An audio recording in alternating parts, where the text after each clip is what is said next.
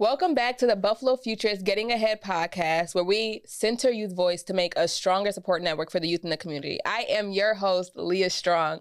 And guys, this episode is going to be a tough one because it is our season finale. We're finally wrapping up the season. It has been such a long journey. We've had so many different people on here, so many different community leaders. And I want to make sure I get to touch on each and one of them. But first, I want to just say how this year has been crazy, like with the entire program, all the people that have been on here. But next year, if you ain't been ready yet, you better be ready now, because what we're coming out with next year, it's going to be bigger and better, because we had a lot of community leaders and a lot of adults on the podcast this season. But next year, we'll have a lot more youth leaders and youth entrepreneurs. So make sure you're ready. You're going to have youth that do any and everything, because we should have youth that can voice their opinions and their ideas on the things that they have faced as well. So I want to give a shout out first to all of our funders. And I don't want to leave anyone out, so I'm just going to read it to us. We have Amazon, Bank of America, Buffalo Bills, go Bills, don't even play, CF Leads, Community Foundation Leading Change. We have Community Foundation for a Greater Buffalo, and that's with Maria White, Rich Florent, Betsy, Constantine, and Felicia Beard. We have Celia Lipton Ferris and Victor W. Ferris Foundation Home. Community Fund Foundation as well again, Key Bank and First Niagara Foundation, National Grid, Ralph C. Wilson Jr. Foundation, as well as W.K. Kellogg Foundation. So just want to shout out all of our funders, because without you guys, this wouldn't be possible, right? So why did we start this podcast? We started this podcast because the Youth Advisory Council wanted to make sure we had a platform that was able to center youth voice, and to make sure that we can share our experiences, and also see the different resources that were available to us in the community. So when hearing about these different community leaders and how the challenge they faced, and hearing the resources that they can offer, it was able to just give us insight on what we also have the opportunity to grab in the community, the different resources with transportation or mental health and financial literacy. So we just wanted to make sure that our voices were heard, but not just heard, but also implemented.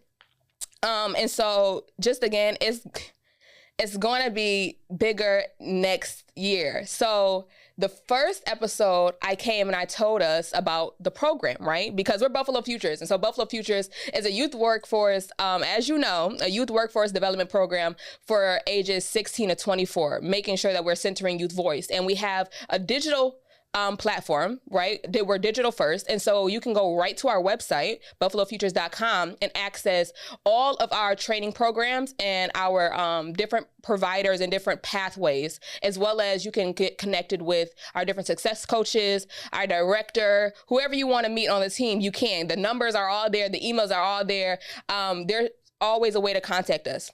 And so on there, you can just see the different things that we have available to the youth and to the community. And so we want to just thank everybody that has been able to come on here, and all the youth that have been able to see the different things that we've been trying to do in the community, and then also implementing that into our website. So we have added a resource tab on our website where you can get access to coaches who can help you with individuals that have housing insecurities or food insecurities, and also mental health concerns. And so you can get all of that on our website. And that's what we talked about during the first episode, just explaining the good things about our program and the access to resources. We want to be a resource hub for the community, for the youth in the community. And so in the second podcast, we had 10,000 Poet, 10K, because we had one of the best events in all of Buffalo. Yeah, all of Buffalo. I don't care what nobody's saying. The best events, we had the Black Love Poetry Slam. And so we had 10K Poet come on the podcast and talk to us about his experiences growing up, like what made him become a poet, what made him choose to do poetry. And he was explaining to us how how we all have gateways into different things, like when we get tired or depressed or anxious and we want to run away. And he said how poetry was his gateway. He said how like some people like sing, some people dance, right? He said, but no, writing was my gateway, and just teaching us how everybody should have a way to express themselves. Everybody should have a gateway to just relieve themselves from stress and depression and all the other things. And so he came on here and he freestyled for us. He even freestyled like 2 different freestyles, one for the program and then one where we just shout out things to him. So make sure you go back and check on that episode, because that right there, you'll see my expression in the video. I'm sitting there like stunned, because first of all, I have never seen a poet live until 10,000 came, right? And then after we had 10,000, we had Youth Pastor Shy. Youth Pastor Shy Fears from Zion Dominion Global Ministries, right? And he's over the youth ministry and the Real Power Movement. And so being over a Real Power Movement, it's a place where teens from 13 to 21 can come and just learn about Christian faith. And so he was a faith-based leader, but he was explaining to us what it's like just being youthful, right? Still being young and then still trying to be in the faith, still trying to navigate, just showing us what it's like just being still a young person in leadership. And so being in that and doing all the different things is showing us that there are trials and tribulations that are going to come our way. There are different things that we are going to face, but it shouldn't stop us. There are different levels to life. And he was explaining to us how he got through college and a lot of stuff that he had to do alone, getting his apartment by himself and getting his cars and all the other things. And so it was just showing us that we could be young and just relating, right? But he's still successful. He's helping now at a college, and that's where he works. And then also being a youth-based and faith-based leader. And so just showing us that we could go through so many different things, but like keep our focus, be goal-driven, know the things that we want to accomplish, and like fight for that. Fight for every single thing that we want to fight for. Do not sit there and dim our light. Don't sit there and just back down, but continue to fight for the things that we want.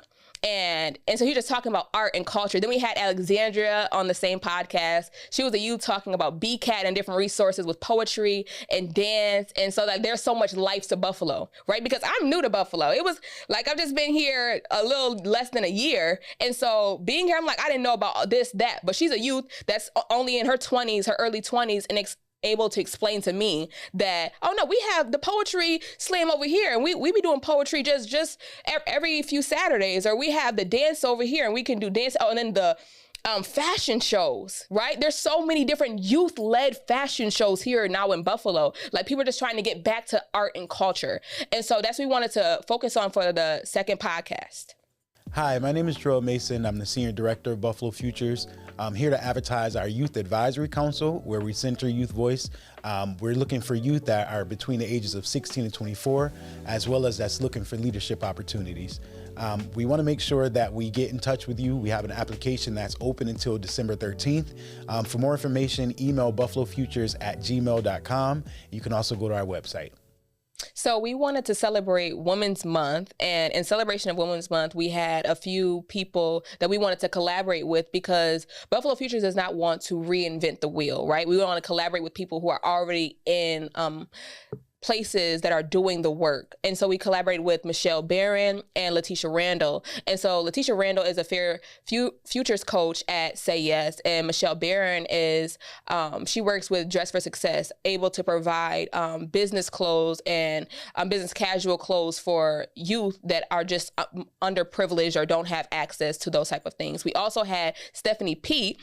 And Stephanie Pete, we've shown a lot of her books from the book, her second chapter bookstore on our podcast, as well as Diamond Barnwell. And she works with Best Self for mental health. And she's a Black mental health therapist. Yes. Okay. And so on there, we wanted to just shout out all of the women that came on, because they work with youth and they work with people, and they were telling us their experiences, just being in those rooms where we may not be like a therapist, as in speaking to so many different youth and so many different people from all ages, like Diamond, right? And just being able to tell us like the depth of trying to make sure that all their needs are met, making sure that with Michelle, that all people have and all youth have clothes and access to those resources, or with Letitia Randall, and so on and so forth. So we just want to make sure that we talk to them with their personal experiences. And shout out all the women, right? Because we had a few other women, and we want to definitely still shout out like Maria White and Betsy Constantine, Felicia Beard, Kate Serrata, for keeping our program going, to just be the start of the program. And because women, we matter. We start things, we move things, we create, we shift, we do it big, we do our big one. And so we want to make sure we're always shouting out our women, always shouting out and keeping our women uplifted, because we do a lot in the community as well as the men. We did not forget about you. So for Father's Day, we came on here, and I wasn't here because I wanted y'all to tell me what was going on in the lives of the fathers. And so we had Pastor Tommy McClannon, we had Daniel Robertson, Jarrell Mason, our senior director, we had Jamal Lewis, and one other panelist. And so with the panelists, they were discussing what it's like to be fathers. And when I was listening to the podcast, and Pastor Tommy was explaining that, and one of the questions, like, what does society think of men? And he was like, we shouldn't really care about what society thinks of men and being fathers. He said, because a lot of times society makes it seem as if most Black fathers are not good fathers at all, right? Society has a skewed version of what it looks like to be a father. And so one of my favorite quotes that he said, people want us to be Superman without knowing what kryptonite really looks like, right? And it's like trying to live through life and trying to be on a pedestal when I haven't even faced this thing yet. He's like, you want me to be so high. You want me to be so, just know everything. He said, but there's not a lot of access to knowing, like a lot of fathers are just pushed into this role. They don't have the depth or the understanding of the actual responsibility that they're coming into, yet they're pushed. And so you're just saying how it's so good that these people, these men were a community for each other, and that we need a community, right? And I seen that with my dad, like growing up, he always had like these 4 friends, right? And so it's like, I knew all of them, and every single time they came around, they all just hanging out as a group, right? But uplifting each other, encouraging each other. One time my dad was like, listen, I want to make a laundry room. So he changed the laundry from being in the basement to upstairs. And so one day I came home from school, and 4 of them, ain't no contractor, ain't no nothing. The 4 of them, him and his friends, just started making the laundry room just on the side of the house. And I'm just like, what the heck is they doing? But that's what Pastor Tommy was saying, that he was like, sometimes that one man, you have to understand that sometimes you just need other men. Right? And just saying how a community matters. And that's what I learned when I went to Atlanta, right? The Buffalo Futures team, we went to Atlanta for a youth summit, and I had so much great experiences there. And one of them was meeting My Brother's Keeper, right? And this was founded by former President Obama. And he was saying how their mission is that young boys and young boys of color should have a community, and that there were documents and just things that actually showed, and studies that showed, that when young men and men of color have communities around them, right, with mentors that can tell them that this is what I've learned, and this is what you should do or shouldn't do, and this is what's right, and this is not, this is what's wrong. He said a good mentor is not always going to tell you what you feel that is good or what you want. He said a good mentor is going to tell you what you need, not always what you want, right? And so he's saying, explaining that having a good mentorship with community leaders and faith-based people and different people from around the city, or just around like different cities. This is nationwide. Like My Brother's Keeper is nationwide. But it truly impacts the youth, and that studies have shown it. And so seeing that, and they were explaining their story, they were showing us pictures with them with Barack, and I said, you done met Barack? How'd you meet Barack? But it was so good. And at the Atlanta conference, I got to meet Julie Sue. She's a secretary of the Department of Labor, and she did a speech that was just so incredible, showing us the inside, right? The statistics of what the White House actually has been trying to do and trying to implement when it comes to youth workforce development, the grants that they've given out, the scholarships, the active participation when it comes to truly centering youth voice, right? And she was saying how that conference really is really impactful because it's truly centering youth voice, truly keeping the youth at the face, because we are the next generation. She said it matters that this generation that you impact now, we're going to become the next. We're going to become the adults. And so it matters what you say and what you do to impact those generations. And so we got to just network a bunch. I got to meet a lot of different youth that were working in the same type of nonprofit organizations as me, and just like have the same drive, same goal driven. It was just a lot of networking. And so I just really loved Atlanta. One, because I told y'all on at least 3-4 episodes, Atlanta is my city. Me and Atlanta is twins. We besties. When you look at Atlanta, you look at me and you see the same thing. That's what you see. It's because me and Atlanta rock. I told y'all, if I could live anywhere, I could go a few places like to Italy and Paris, but I'm probably going to go to Atlanta. And so when I was in Atlanta, I just had truly the best time. And Buffalo Futures was able not to just bring like me as a youth, but also we had a few of our YAC members, our Youth Advisory Council, that came with us on board as well. And so that was just a great experience. Hi, everybody. It's Tiara Parker. I'm the Director of Success Coaching with Buffalo Futures. I'm here to tell you about December 6th, where we're going to be having a holiday and resource benefit fair. Leah, what are we going to be doing? We got a few performers, we got employers, training providers, and resource providers headed for everybody. What performers we gonna have? We got Kalante Gavin and Lita Bird Miles, and then other local artists as well. So it's not going to be just about the music. It's going to be about the resources that you can get connected to. Yeah. Our goal is to get as many families and youth connected to the resources in Buffalo. Buffalo is a resource-rich city, and we're here to connect you. See you in the future. So this was my first year at Buffalo Futures. It is our only year, but it's my first year in a professional job. And so I just want to share on my experiences being in this role and how it has affected me and how it has pushed me. It hasn't just pushed me personally, just pushed me personally, professionally, but truly impacted me holistically. And so it's it changed the whole person. And so we at Buffalo Futures, we're trying to make sure we're changing the youth that come in, and not just they can just get a job, but more so mental health concerns and transportation and different needs that are met with housing and food insecurity. And that's also what my bosses and supervisors have also pushed for me holistically. We don't want you to just come in here and work, but we want you to be a better person.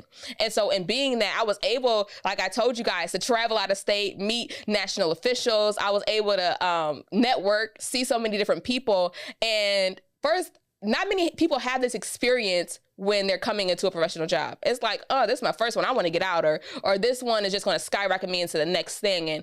But this position truly has given me so much experience that wherever I go from here, I'll be ready. I'll be ready to take on those different things. So with being my first year, we at Buffalo Futures had a great, successful first year. And so we had a first year anniversary back in July, and that was just to center our upcoming resource tab. And so that's where, like I told you earlier, that's where we were talking about the housing insecurity, food insecurity, and mental health and financial literacy, just different things on our resource tab to make sure that everything that we have in store is accessible on our site. You can get it all on our site. And so it's oh, you can come into the office, right to the hub, because it is real nice in there. For all the youth that is 16 to 24, we got PS5 and we got a few things. We got Madden and Sonic and Mario Kart and Michael Jackson, and we dancing and just, you know what I mean, playing Uno. So if you know, because it's good to go on the site. You can get it, access it at home, but you missing out on the fun in the office because you don't even know. Maybe there's pizza one day. You don't know because you was at home. That's why it's so good to come in the office. But the thing is, you can still get everything besides the PS5 online. You really ain't missing out on nothing. You get everything. So we just wanted for that night to just emphasize the resources. And if you have any extra resources that you feel as if Buffalo Futures should add on our site, just use the contact us on our site and say, oh, this is a resource. And this is something that I've seen that helped with a lot of the youth that you work with or a lot of the youth that are in the community. And so make sure that you come and explain to us all those resources. And so I just want to thank you all for all those people who showed out and showed up to the anniversary. And for our next segment, y'all, I want to show y'all a clip because that event was fun. We had food. We had fun. We had games. We had TikToks going on. But I want to invite the rest of the team on for the next segment for our season finale. Y'all, so as y'all know, we got the team with me today. We got Jarrell on my side. Yup, Senior Director. We have Nia Warren. She is our success coach. We have Tiara Parker, our Director of Success Coaching. And so, guys, I just want you to explain, like, what was it for you guys for the last year at Buffalo Futures? Like, we had our first year anniversary. So what was that whole year? Nia, I know that you're like newer to the team, but you've been able to experience a whole bunch just being here. So, Tiara, what would you think? Oh, me. Yeah. So it's definitely been a whirlwind. Like, so I always say I've had a plethora of jobs, different jobs, but this job is the most meaningful and impactful work that I've done thus far. So this past year is just been amazing. So working with the youth, allowing them, or not allowing them, like watching them see themselves in a light that they may not have seen themselves in. Right. And then just really being not an advocate, an ally. Yeah. Really being an ally to young individuals to say, like, your voice matters. And when you speak, this is what happens. So I think for the past year being with Buffalo Futures, just really being able to see the impact that you can make in just listening. And then also saying, like, hey, I've listened. Now you're going to listen. And then here's how we're going to get you into this training opportunity or this career pathway. So it's been a whirlwind, but a good one. That's good. That's good. Nia, what is your take? I think I have a really unique experience because I didn't even notice at a point, but like I've been involved with Buffalo Futures or like around Buffalo Futures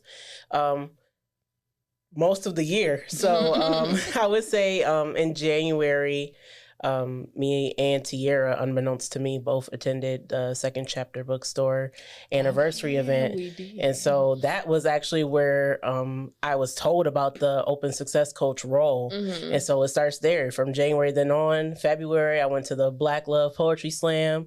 It was awesome. I got to see like what the culture was like, how enrichment activities and events really go on, and what the purpose is behind Buffalo Futures and the events that we hold. And so a couple months after that, I did start my position in April with Buffalo Futures, and it's been 6 months. So I'm really enjoying myself and like being able to really like have a hand in this work and create safe spaces for youth and spaces where they can feel their true selves and also imagine themselves higher, deeper, and more developed and more evolved, where there's a place of evolution for youth in their careers. It's definitely enriching to me and edifying for my experience and my career choices in the future. Yeah, I like that.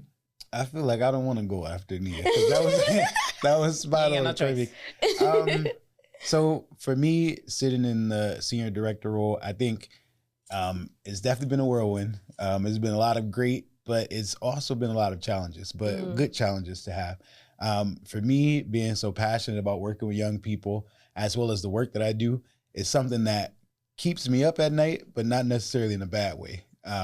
Meaning I'm always thinking about what can we change on our website? What can we change for the program? What can we do that will actually entice the youth? So us having a documentary filming that highlights youth, large, us doing something in December that's a resource fair and a concert, that'll bring the youth out and also drive them to create accounts. Sometimes a young person doesn't know that they need help, but we're here to show them that we are that support, and they may not know what kind of help they actually need. Right. And so this is not just a career or job for me.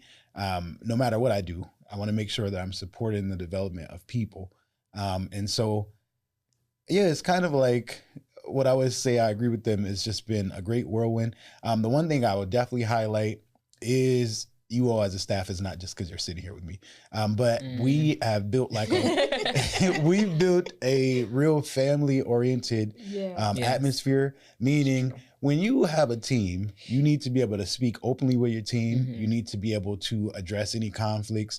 You need to be able to pick off each other's ideas. So me knowing that Tier's the detailed one, Nia also being the big influencer, big thinking, and then Leah also coming in with, don't forget this, and you have this meeting and things like that. It's kept us going.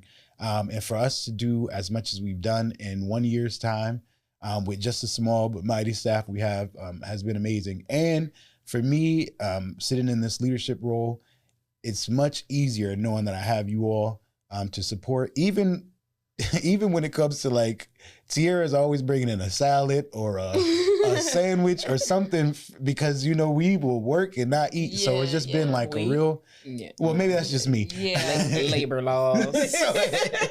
so it really is like a family. So I've loved this year.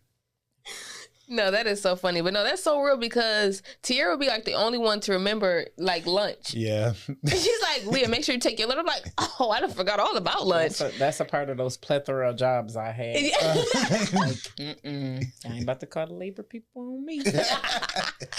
No, it's important though. So when you're passionate about the work and you're in it, it's not like you're choosing to miss a lunch. It's like, what is the next podcast going to be about? How do we engage the youth? So it's more so just really figuring out what that balance is, right? With the work-life balance. And then it also makes it easier with us having that family dynamic where work can still get done, but I feel like because we have like that family-oriented vibe in the office, like if I open up my emails and I see 500 emails, it's like, Nia, like, you okay over there? And I'm like,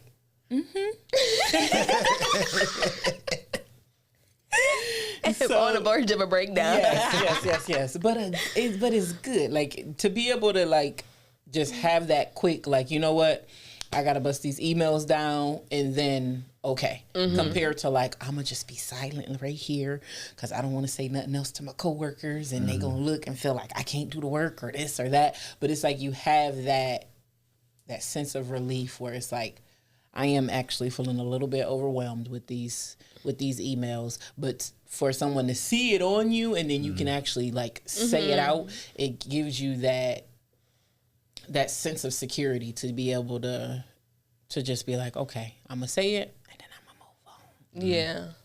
And I'll add to that. It also helps for me being senior director to be able to come out of my office and say, I don't know what this means. Can somebody help me with this? And I think is like a certain level of humility where we all know that we're skilled, but sometimes I don't have it that day, or I might be at a 30, you might be at a 80, so you can take something. So it's just a matter of us like knowing each other and then supporting each other too.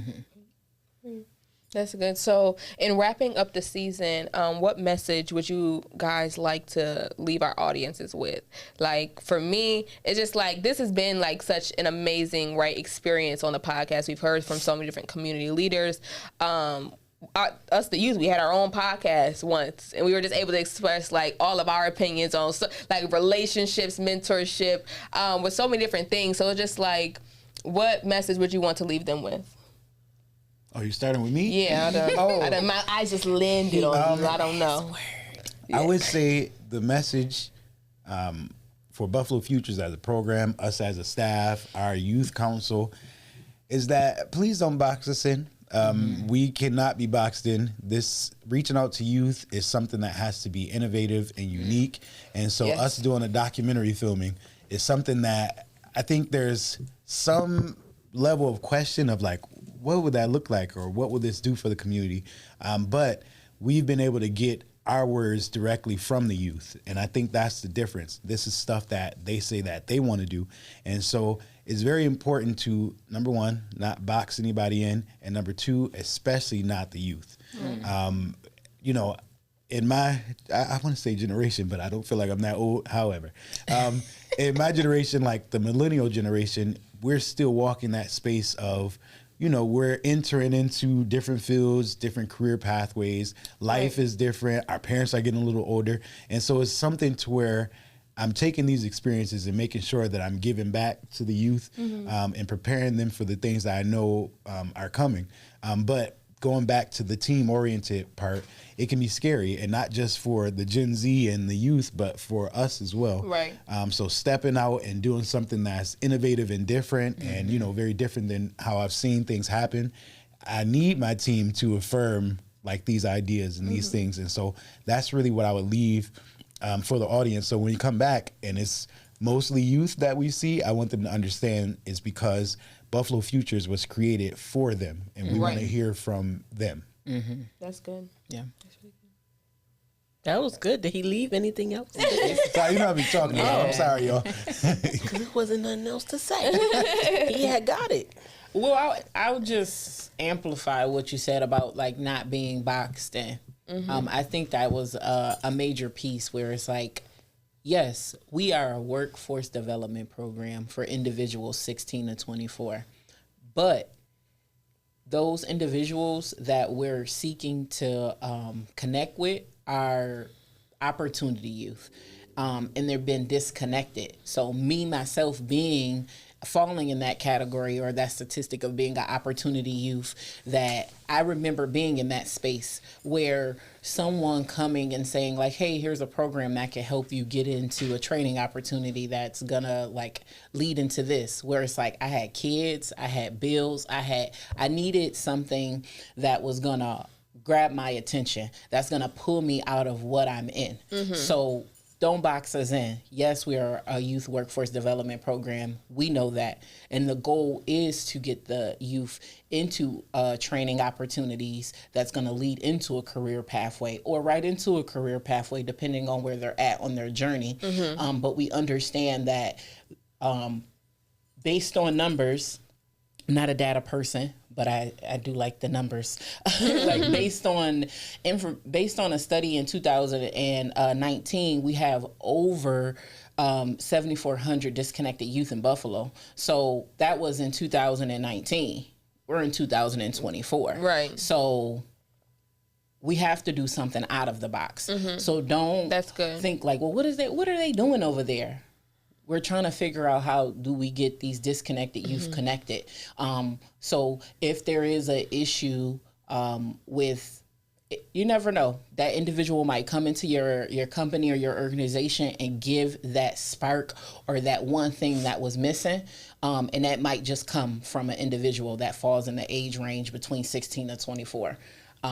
So I just say, don't box us in. Don't give us the side eye. We're just, it has to be something new. It has to be something different. And we can't create something and say, hey, I made this for you. But I don't like peanut butter and jelly. It's like we're creating something with the youth in mind. That's why our program is youth-centered. So yeah, maybe this isn't something that you would think like, why would this program have a podcast? Because the youth need a voice and they need to be able to see themselves. So whether it's sitting on this couch, because y'all gonna see them, they coming through. We're gonna have them lined up next year. Yeah. Sitting on this couch and just being able to express themselves, whether it's through fashion, whether it's through art, whether it's through, a product that they're selling you, just hear them out. Period. So I would just say, like, that's what I want the audience to take from, like, amplifying what Jarrell said is, like, don't box the program in and don't box the youth in. She said what she said. But I wonder, what do you have to share with the audience? Because, but this your show, I'm just saying. Oh, he tried to put me into a tough spot. Oh, he's terrible. Did he put you in a tough spot? Or?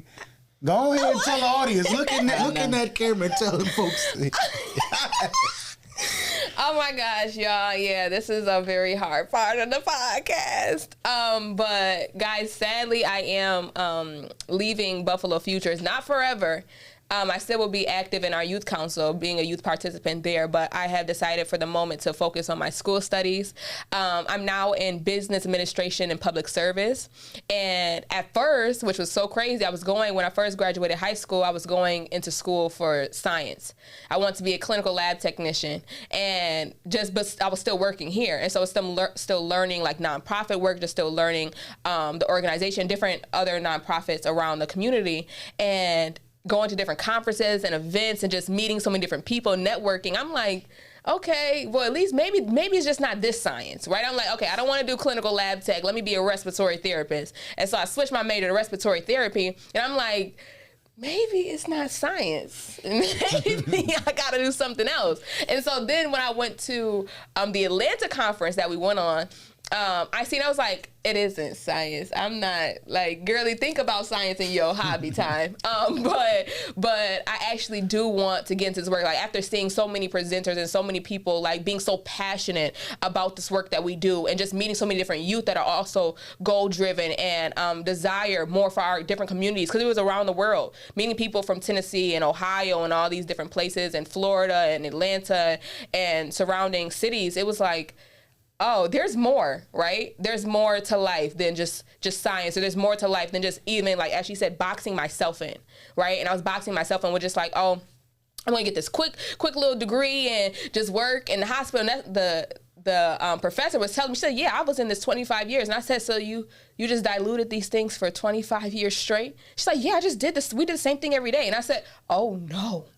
I can't do that for the rest of my life. That's the same. I said the same little water going into this tube. No, you see, that's not for me. But I see that this work is actually something that I want to do. And so, and what I want to take away from here is like all the leadership experience I've had, like being able to run the youth council. I'm just learning and being able to use my voice, right? This whole podcast is so that we can use our voices, but it's whether or not you want to hear it, right? We're going to voice it. And that's what I've learned, that no, say your opinion, whether or not they want to hear it, whether or not they're going to agree with you, whether or not they're going to actually understand what you've been through, whether or not they're going to listen to those experiences, but continue to use your voice, right? And so that's what we've been trying to do with the whole youth council. Like, no, say exactly what you said. If you want this podcast, we're going to get on the podcast. If you want our December 6th holiday concert, coming up, If you want that, say that. If you want the poetry slam, right? And it's like we're just gathering all these different ideas, saying about the theme, the title,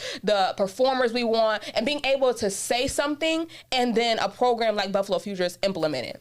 And so that's just, it's sad, but guess what? It's not really sad because I'm still gonna be here. Y'all may see me pop up on the podcast a few times, so I love the podcast, and I love Jarrell, Nia, Tierra, love. She leaving us. She definitely leaving us, but I also feel like we could take this moment and say how much you've helped us create and like the format and the workflows.